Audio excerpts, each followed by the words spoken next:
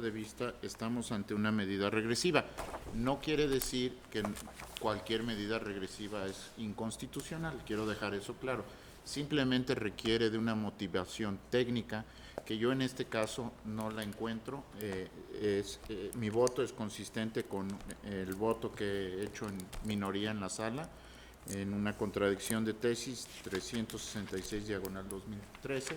En ese sentido yo votaría en contra del proyecto. Gracias, señor ministro. Ministro González Muchísimas Alcántara. gracias, señor presidente. Si bien coincido con el proyecto en que no se vulneró la prohibición de regresividad, lo cierto es que llego a esa misma conclusión, pero por distintas consideraciones. La vertiente negativa del principio de progresividad, es decir, no regresividad, prohíbe la disminución del derecho previamente consagrado, es decir, es un principio aplicable a la totalidad de los derechos del ordenamiento jurídico, pero no a ámbitos distintos. En este sentido, los topes establecidos como pena máxima no son derechos, sino medidas punitivas de política criminal respecto de las cuales las legislaturas gozan de un amplio margen de configuración legislativa. Esta amplia libertad configurativa obedece a que las penas máximas no son medidas fijas de naturaleza objetiva, sino instrumentos de matiz variable que deben de responder a un determinado contexto de seguridad, a cuestiones culturales y, desde luego, sociológicas. En lo restante, concuerdo con el proyecto. La proporcionalidad y la reinserción social son conceptos evaluables respecto a un tipo penal específico y a un individuo concreto, respectivamente, y no pueden examinarse en abstracto respecto a un tope de pena aplicable a todos los delitos. Muchas gracias. Gracias a usted, señor ministro. Ministro Aguilar. Gracias. Yo no comparto los términos de esta propuesta, no estoy de acuerdo, y no comparto, pues estimo que los argumentos centrales de la decisión podrían llevar a concluir incluso que las decisiones legislativas en relación con la determinación abstracta de penas máximas de prisión no son susceptibles de control constitucional. El proyecto sostiene básicamente, desde mi punto de vista, dos argumentos. Uno, que obedece a fines de política criminal, prevención de ilícitos frente al incremento de la actividad delictiva, respecto de los cuales el legislador tiene amplia libertad para decidir. Y dos, que los términos abstractos de la reforma impiden analizar si es proporcional y o razonable. Y aunque ciertamente el reconocimiento al legislador de la libertad configurativa con que cuenta en materia política criminal es piedra angular de la línea jurisprudencial que ha trazado este alto tribunal en relación con la constitucionalidad de las penas, la declaración que la propia consulta hace sobre la imposibilidad de verificar su proporcionalidad y razonabilidad me conducen a concluir que la porción normativa combatida se aparta del marco constitucional que regula la configuración legislativa de normas de carácter punitivo.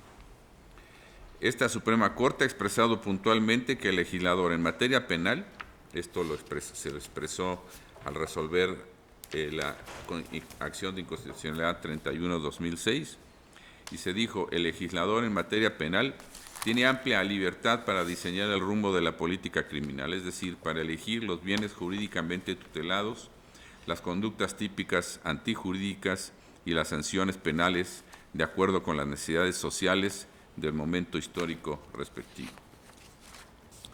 Sin embargo, digo yo, aún frente al más amplio reconocimiento de la libertad para diseñar el rumbo de la política criminal, esta Corte también ha sido clara en afirmar que el ejercicio de tal atribución debe respetar el contenido de diversos principios constitucionales, entre ellos los de proporcionalidad y razonabilidad jurídica. Es decir, el legislador no puede actuar a su libre arbitrio, sino que debe observar los postulados contenidos en la Constitución General de la República. El proceso de constatación de la constitucionalidad de las normas que establecen las consecuencias jurídicas de la comisión de un delito atraviesa por la verificación de dos componentes indisolubles: la autonomía legislativa para definir las medidas que marcarán el rumbo de la política criminal y que esas medidas sean respetuosas de los principios de razonabilidad y proporcional. En el caso que se nos presenta desde mi perspectiva y a partir de estos puntos de partida, no se satisface el segundo de los requisitos porque la propia formulación de la norma abstracta impide aquilatar el respeto de la norma por los principios de proporcionalidad y razonabilidad. El hecho de solo establecer el límite superior de la pena de prisión vinculada a la comisión de delitos graves impide aplicar cualquiera de los mecanismos de verificación constitucional, pues la disposición no se encuentra vinculada a ningún tipo de conducta en específico ni permite revisar el equilibrio que guarda respecto de otras disposiciones. Hasta ahora se ha reconocido por esta Suprema Corte que un mecanismo de constatación sobre la proporcionalidad y razonabilidad de la pena es el ejercicio comparativo respecto de penas previstas para delitos de la misma naturaleza, acción que en este caso no puede ser ejecutada ante una formulación general y abstracta que contiene la disposición correspondiente. No puedo dejar de mencionar que el ejercicio comparativo de orden horizontal entre conductas ilícitas de la misma naturaleza constituye un parámetro mínimo de ordenación y uniformidad de la política criminal que al día de hoy es una de las pocas herramientas que en control constitucional permiten revisar la proporcionalidad y razonabilidad de una pena. En mi opinión, afirmar que es posible validar la proporcionalidad de una pena sin reparar en que eso no está ejecutando ningún acto de escrutinio, por mínimo que sea, sobre su razonabilidad, implica renunciar al examen genuino sobre la relación racional que las normas de derecho penal deben guardar entre lo que tutelan y la consecuencia que fije. Además, la gravedad de esta renuncia se torna superlativamente aguda si se considera que la aplicación de la norma queda atada al concepto delito grave, el cual es sumamente amplio y revela que de forma aún más clara que la configuración normativa en análisis no está formulada bajo ninguna razonabilidad y sin considerar ningún límite concreto.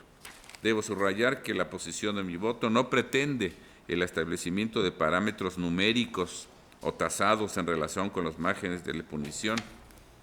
Creo que esto sería un afán inalcanzable y hasta un despropósito en sí mismo. Mi convicción es en el sentido de exigir al legislador, como parte del apego a la norma fundamental, la exposición específica, clara y razonada de los motivos que conducen a determinado aumento o disminución y destacadamente a la aplicación de criterios que distingan entre la multiplicidad de conductas ilícitas.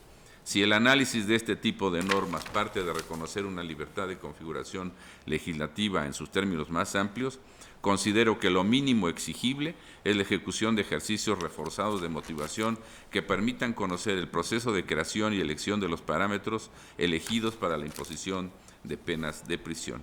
Estimo que se puede percibir el desapego que la norma cuestionada guarda respecto del sistema constitucional si se considera que con los mismos argumentos del proyecto se podría respaldar el límite máximo de cualquier cantidad, 70, 80, 90, 100 años. Esta argumentación, que solo en general hizo el Poder Legislativo, hace aún más patente la circunstancia que manifestaste hace un momento, que la norma cuestionada contiene una acción general para un grupo de casos. Argumentar que la norma solo se refiere al límite superior y que con ello el límite inferior habrá de fungir como elemento diferenciador de cada una de las penas, pasaría por alto el hecho de que la pena, desde mi juicio, debe verse como un todo, de manera tal que el establecimiento de un mismo hecho habrá de redundar en los mismos perjudiciales para todos los casos. De esta manera, para concluir, A. La formulación abstracta de la disposición. B. La imposibilidad de constatar la proporcionalidad y razonabilidad. C. Su vinculación con el concepto delito grave.